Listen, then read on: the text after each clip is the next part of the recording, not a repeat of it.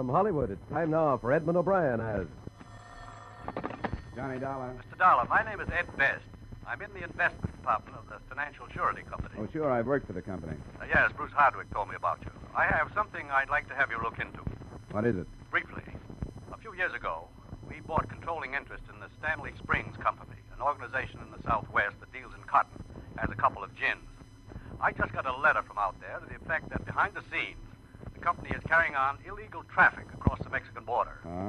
How close a check do you keep on the outfit? Our accountant goes out for a quarterly examination, and he certainly reported nothing suspicious, but we businessmen aren't trained to handle smuggling organizations, if one does exist. Yeah, well, training is very seldom enough, but I'll come down this afternoon and talk it over with you.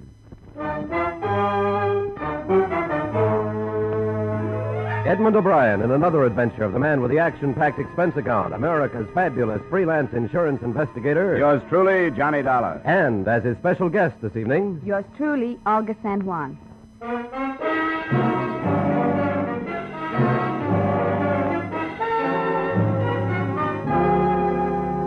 Expense account submitted by Special Investigator Johnny Dollar to Home Office Financial Surety Company, Hartford, Connecticut. The following is an accounting of expenditures during my investigation of the Stanley Springs matter. Expense account item 1, $1.75 cab fare from my apartment to Hartford's insurance row and the financial surety offices. Mr. Vest? My name is Dollar. Happy to meet you. Bruce praised you quite highly. Oh? I know Bruce well enough to suspect he was selling me so he wouldn't have to take the trip himself. I doubt that. But be that as it may. Sit down. Thank you. Here's the letter I mentioned to you. Very brief. Unsigned. He's not generous with details, is he? No, nothing but a bald accusation. What did he call it? Illegal shipment? Yeah. What do you make of it? I don't know. Stanley Springs Stationery. Must be an employee. Maybe a crank. Yes, that had occurred to us. You have no reason to think that what he says is true, is that right? Good Lord, no. We'd had the faintest suspicions. We would have investigated them. Don't you think it'd be a good idea to turn the matter over to the federal people? After discussing it, we decided that it wouldn't be a good idea at this time. There's not enough. Perhaps there's nothing behind the letter. We decided to carry out our own investigation first. And then, if there's basis, we'll turn to the federal agency. That was about it from the Hartford end. My only instruction was to keep secret, if possible, my identity and the investigation. Expense account item 2, $135 transportation, first by air, then by train, then by bus to Stanley Springs.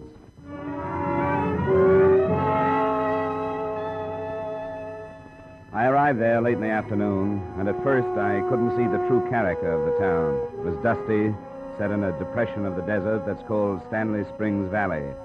It was a company-built town, 2 dirty street saloons, a few cafes, and stores made up the center of town. The rest was a cluster of identical white dwellings. There was only one small hotel, and I checked into it under the curious glance of a dark-haired girl who knocked on the door a few minutes after I'd gotten to my room. Ah, hello. Hello. Are you busy? I know, not at the moment. Then could I come in? Sure, I don't see why not. I'm not quite ready to receive visitors. I don't have anything to offer you but a cigarette. I don't want anything. I only wanted to talk to you. My name is Anne, and I live here in the hotel. We don't see many strangers here in Stanley Springs. Well, I'm that all right. Sit down. Why are you here? Taking a look at a lot of organizations like the Stanley Springs Company. I'm going to write an article for a textiles magazine. You are from the East? Yeah, New York. And you? I lived in Denver before I came here. And I have been in Fort Worth, and Tucson, and Phoenix. Why do you want to write about the company? I'm being paid to by a lot of men who own controlling interest in a lot of companies, and they're too fat and wealthy to come out themselves to find out how they earn their money. You don't like these men? I can take them or leave them alone. What do you do? I work in one of the clubs. Clubs? Isn't that a pretty fancy name for them? I know. They don't look like much in the daytime. But at night, you'll see. Does the company own these clubs? I think they sold them. That was before I came here. I take it I can drop my money on a crap table if I want to. Oh, yes, there are games in all of them. Oh, but you aren't interested in that. And I'm talking too much. Do you want me to go? No, of course not. I'm glad you came. Then so am I. It's good to have someone new to talk to.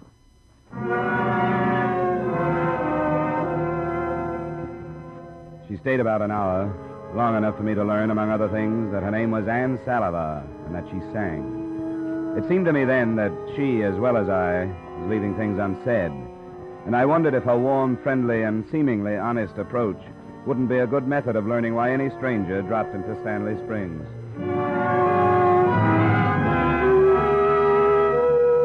I didn't do anything that first evening and night but recover from my long 15 hours of travel.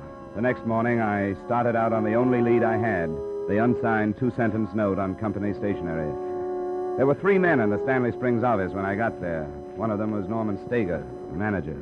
Well, that's interesting, Mr. Dollar. What sections have you been through in your survey? I came up through the southeastern states, then through Oklahoma, Texas, Arizona, California, now here. Quite an extensive trip. They seem to think it's worth it. You'll find us about the same as the rest of the ginning concerns, except the ones that handle American upland cotton. They use saw gins. We use roller gins. You'll find nothing new here. I won't bother you, Mr. Stager. I'd like to talk to your personnel, go through your warehouses. Could I meet the men here in the office? Yes, you can meet them, but I'd rather you didn't talk to them until after we close tonight. We've got a lot of work this week. Oh, sure, anything you say. Come on. Phillips. Yes? Meet Mr. Dollar. Came out from the east to look over our plant. How do you do? Mr. Phillips? Phillips is our chief clerk. Mr. Dollar is going to write a magazine article. Oh, I see. I want you to help him with any information he wants, Phillips, but not until after hours. All right. Phillips is through at 5. You can meet him then. Fine, I'll see you, Mr. Phillips. Yes, that's 5. This is Childs over here. He's our shipping clerk. Mr. Dollar, Childs. Hello, Mr. Childs. Howdy. You gonna write us up, huh? Well, I'll try not to get in the way. Say, you've got a shipment going out this morning, haven't you, Childs? Yeah. Maybe Mr. Dollar can go out and watch the bales being loaded. That won't slow things down. Oh, sure. I'm going out now. Good. You can get an idea of the size of our shipments. We send one about like this every other week. Like with the girl, there was nothing there in the office that I could put my finger on. Only things to wonder about. Like the quick look Phillips, the clerk, threw at me when I was introduced, and something about the tone Stager used with him. I went through the formalities of watching the loading operation and noting the number of bales, and then returned to Stager's office for my meeting with Phillips. How are you making out? All right, Mr. Stager. Phillips here? No, he isn't. He was feeling sick this afternoon. Let him go home at about 2:30. Oh? What's the matter with him? I don't know. Something with his stomach. I think he worries too much. Doesn't seem like he'd have very much to worry about in his job. No, he wouldn't, but I guess it can be quite a strain if you let it. Me, I don't worry about anything. Well, that's the way to be, all right. I'll find him at home then, I guess, or if he doesn't feel good, I can wait till tomorrow. You'd better catch him. Maybe he's sicker than he thinks. What do you mean? Just what I said. Maybe he's in worse shape than he realizes. I hope not. Why do you say that, Mr. Stager? Well, it just seemed to me that he acted kind of funny when I introduced you to him this morning. Didn't you notice? No, I guess I didn't. I've had my doubts about him for quite a while. I think there's something wrong with him. Like what? Something about his past that he's hiding. I've even thought he may have had a criminal record. When he met you, it was almost like he was afraid you'd come out here after him. It'd be easy enough to check if you wanted to. We could phone the state authorities. Oh, not yet, Dollar. Let's wait till after you talk to him. Find out how he reacts. He lives in number 18. That's on 1st Street. Okay, Stager, thanks. I'll go right over. I would. Let me know how you find out.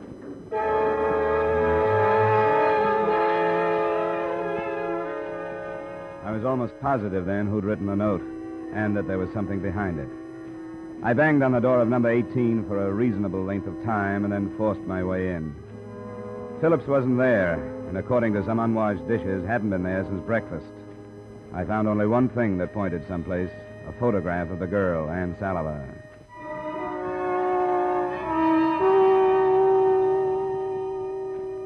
I didn't find her at the hotel when I got back, so at 8 that night I walked into the club where she worked. She was singing as I entered.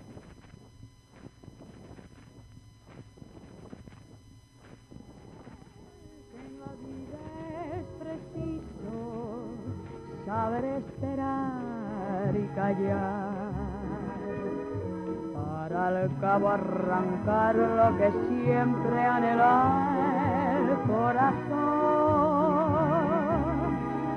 No te importe saber que mi boca besar una boca otra vez, pues no hay huellas que existen, recuerdos que no borres tú. Tu cariño me ha traído un algo, no sé qué, que no deja que mis ojos miren más que hacia ti.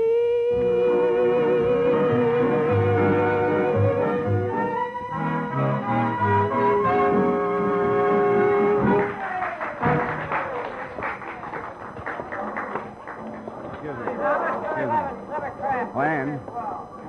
Anne. Johnny. Oh, I'm glad you came. You didn't last I night. want to talk with you, Anne. Is there any place we can go? What's the matter? I want to talk to you about Irving Phillips. Why? I had an appointment with him at 5. I can't find him. Where can we talk? I don't want to talk to you. Why not? Please leave me alone. You know where Phillips is? No, Why don't you want to talk about him? I don't know. Because he wrote a letter? I'll try to come to your room after I finish. Don't talk to me here.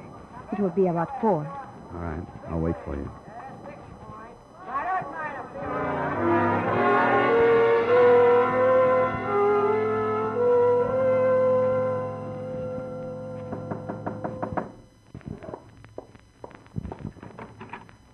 You did come.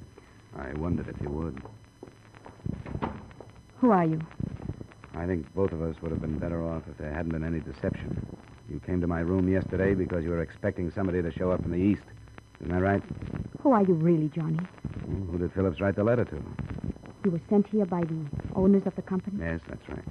The letter got there then. We didn't know if it had been mailed. It got there. They were following Irving, and he was sure they saw him give the letter to the man. They asked him about it, and he told them he hadn't. He gave it to somebody else because he couldn't mail it himself? They were following him. And this stuff about traffic across the border is true, huh? Yes. Why did Phillips write the letter? He wanted to leave Stanley Springs, but they wouldn't let him. Because he knew about the smuggling. Yes. He didn't have anything to do with it, and he didn't try to find out about it. But he learned about it, and they knew it. So they couldn't let him leave. Yeah. How much do you know about it, Anne? It's narcotics. A cotton grower right in the border brings it up. Doesn't that put you on about the same spot as Phillips? They won't let me leave. Irving wrote the letter because the only thing we could do was to tell somebody else about it. And now you know. We'll do something about it. What, Johnny? I'm going to get word out.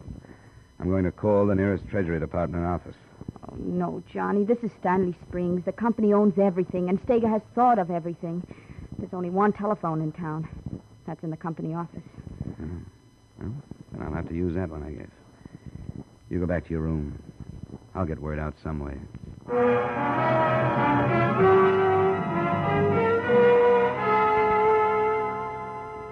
was pretty obvious that I wasn't going to get word out. It was 4:30 in the morning when I left the hotel, but 2 men were waiting for me in the street. Hey, Dollar. Huh? Oh, it's you, Childs. You up early or late? I could ask the same thing of you. You get a lot of information from Phillips for that article you're writing? I think you know more about Phillips than I do. Well, the way he acted when he met you, I thought he was afraid of you. I wondered if you'd seen him. What are you driving at, Childs? I didn't see him. I went to his house. He wasn't there. He wasn't? Well, that's funny. I saw him go in about 8:30 and 9 last night. Maybe I ought to try again. Yeah, I guess so. You know, you can't start too early in Stanley Springs. Thanks for the tip. I'll go right over.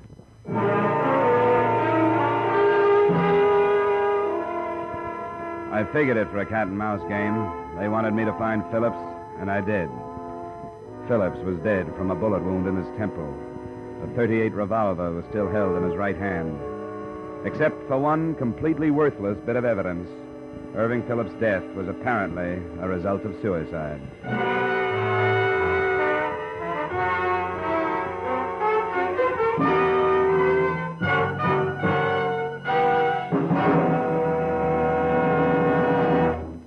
We will return you to the second act of yours truly, Johnny Dollar, in just a moment.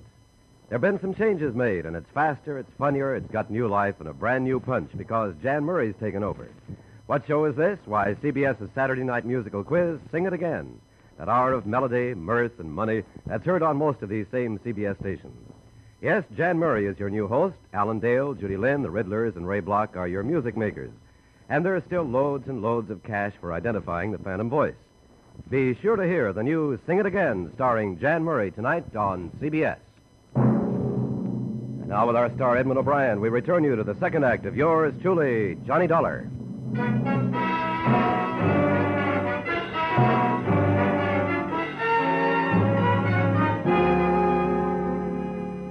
A brief and faltering examination of the scene was made about an hour later by an aged deputy sheriff, Stanley Springs' only law enforcement officer.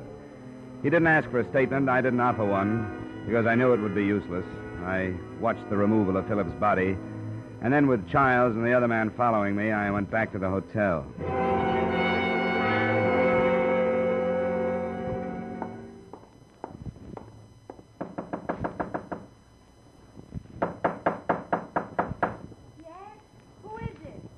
Johnny, I have to see you. Oh, I was asleep. I didn't think I could sleep. I don't know what he meant to you, but I don't have time to pull any punches. Phillips is dead. I thought he would be. Because they didn't want him to talk to me. And here's the key to my room. I want you to get out of this one. Stay in mine. Don't answer if anybody knocks. Don't say anything. All right, Johnny. What about you? I'll be all right. I'll get back to you as fast as I can.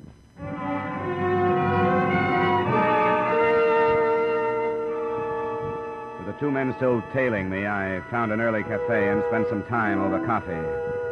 I knew what their mission was, but to check it, I started toward the bus station at a little after 7:30. When I got within a block of it, they started to close in, and they were ready to jump me when I reached the point directly across the street from it. It looked like I was in Stanley Springs to stay. At 8:15, I walked into the company office again. Good morning, Dollar. I was hoping you'd come in. I wanted to talk to you. About what? Why, about Phillips, of course. I told you I wondered about his past. What's behind his suicide anyway, do you know? I know it wasn't suicide, Steger, if that'll help you. Well, of course it was. The gun was found in the man's hand, wasn't it? Yeah, but he still smelled of chloroform when I saw him. Chloroform? It wasn't mentioned to me. Well, I wouldn't worry about it if I were you. I understand the traces disappear in a short time. But let's understand each other. You and I know that he was chloroformed, that when he was unconscious, a gun was put in his hand, that it was pointed at his head, and somebody helped him pull the trigger. You saw this happen? It happened. But the tests will prove that his hand fired the gun. You and probably a couple of your men know he was murdered, and I know it. As far as proof goes, you're safe. For a textile writer, you seem to know quite a bit about these things. I think we understand each other now, Steger. I hope you do. I know you've been sitting on a good thing probably for a long time. The whole town has been a front for you. You control everything. But trying to control me is a different proposition. I guess I didn't realize that. Your men have made it clear that they won't let me leave town. Things will change. You're right, they will. The people who sent me out here suspect you're dealing in contraband. What do you think they'll do? Forget it if they don't hear from me according to plan? You can worry about that, Dollar. I'm not going to. I don't know what you're talking about. You made a lot of empty accusations. The only reason I can think of is that you're a stupid, stumbling bum. Well, if it's that way, I guess you won't mind my using your phone. Get away from it. Child! Put it down. Stop him, child! Move, Clancy! Put it down, Dollar. Yeah, behind him, Clancy. Now, let me have him. Come on, get up, Dollar. Get away. Come on, get up. Let go. Yeah, sure, I'll let go. Yeah, that's enough, child. Empty accusations, Steger? The company rule. Nobody uses that phone but employees. Now, get out of here and get yourself cleaned up.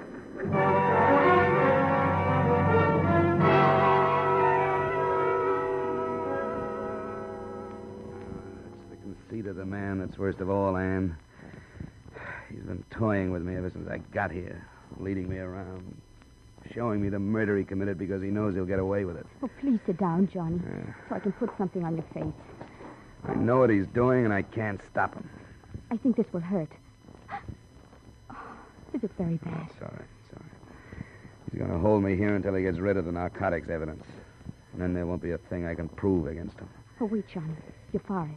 Ooh. Oh, I'm sorry. Does it hurt? Yeah, that one does. There's only this one more. There.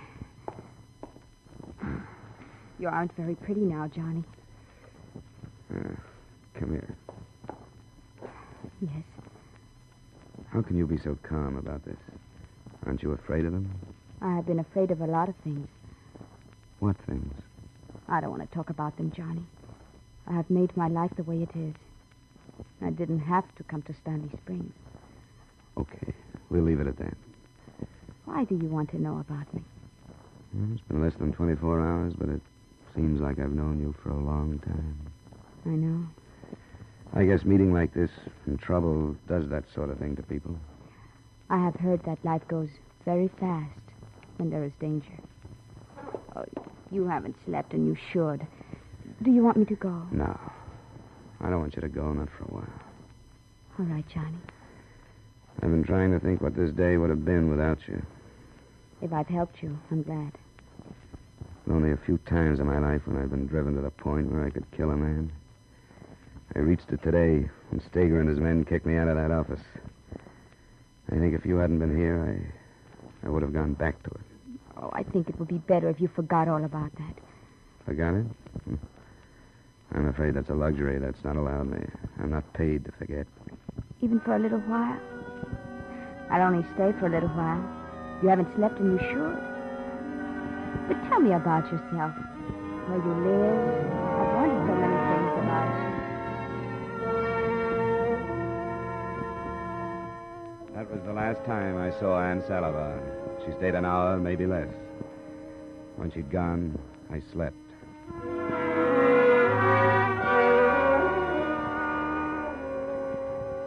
There hadn't been any secrets left between Norman Steger and me after our last meeting. I told him what I knew, and he told me how he felt. Because of that, I thought Anne Salivar was no longer in danger as a giver of information. That's why I let her leave. But after I'd rested, I went to her room, and she wasn't there. The desk clerk told me that she left with 2 men, and his description came close enough to fitting Childs and the other man who'd been following me. This time, when I started for the Stanley Springs office, I was carrying an automatic.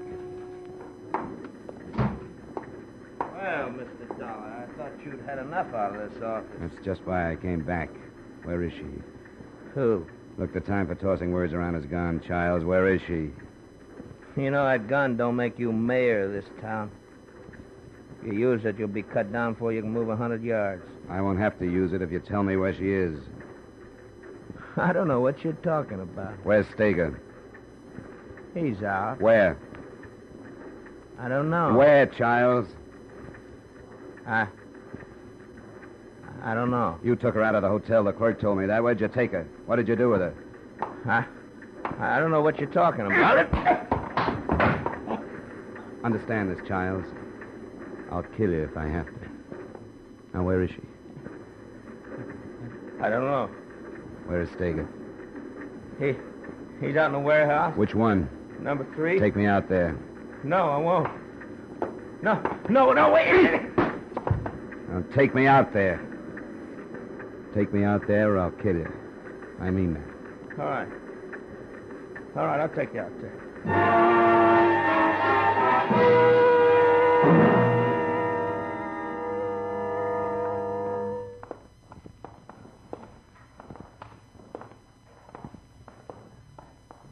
Where, Childs?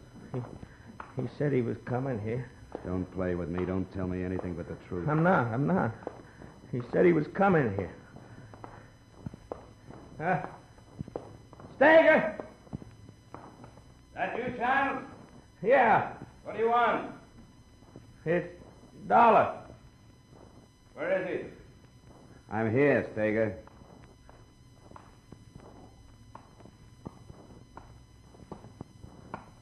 Haven't Haven't you gotten yourself into enough trouble, Dollar?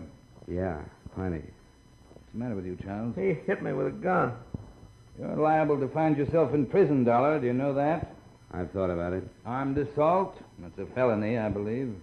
I want to know where Aunt Salivar is. I didn't know you were acquainted. Yes, you did. Tell me what you did with her. I didn't do anything with Where her. is she? I don't know. This is another example of these halfway accusations of yours with no proof. If you can't find her, it's quite possible that she left town. You wouldn't let her do that. You don't know what you're talking about, and I've heard enough. I think you've lost your mind. Steger, don't. Don't leave. I'll kill you if I have to. No, you won't, Dollar. Because you don't have proof of anything. Well... What? Oh, you killed him. What's the matter? You crazy? You killed Steger. No, I didn't. But you might not be so lucky. So don't do anything I don't tell you to do. No, I won't. I won't do nothing. What do you want from me? Take me to that deputy sheriff. I want to be arrested.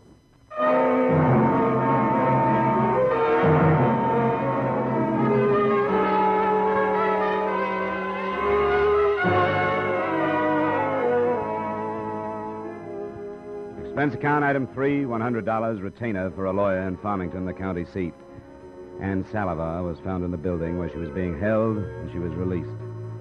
The rest of it is up to the Treasury men who moved into Stanley Springs after I gave them my statement. Remarks? I won't total this account at the moment, as I'm mailing it from the county jail, where I'm being held on the charge of assault with intent to kill. The word is that I'll be freed on the grounds that my assault was justifiable, since it was the only way to stop a man of Norman Steger's power. So I hope to see you soon. Yours truly, Johnny Dollar.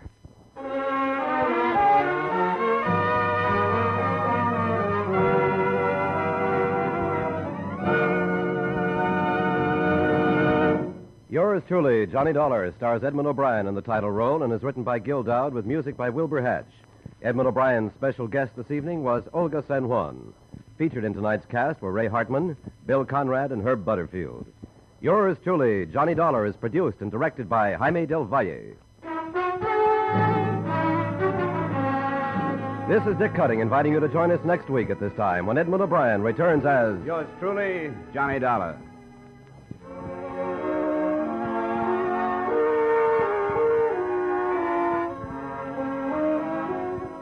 Since the fighting began in Korea, prices have been mounting throughout the country. The cost of living today is at an all-time high, and under pressure will rise still higher. We can protect ourselves, our families, and our country against dangerous inflation if each of us will resolve to pay no more than fair prices, to watch for repeated price rises, to buy only what we need, and to refrain from hoarding at the expense of our neighbors and our country. Fight inflation by following those simple rules. Stay tuned now for Von Monroe's Caravan, which follows immediately over most of these same CBS stations.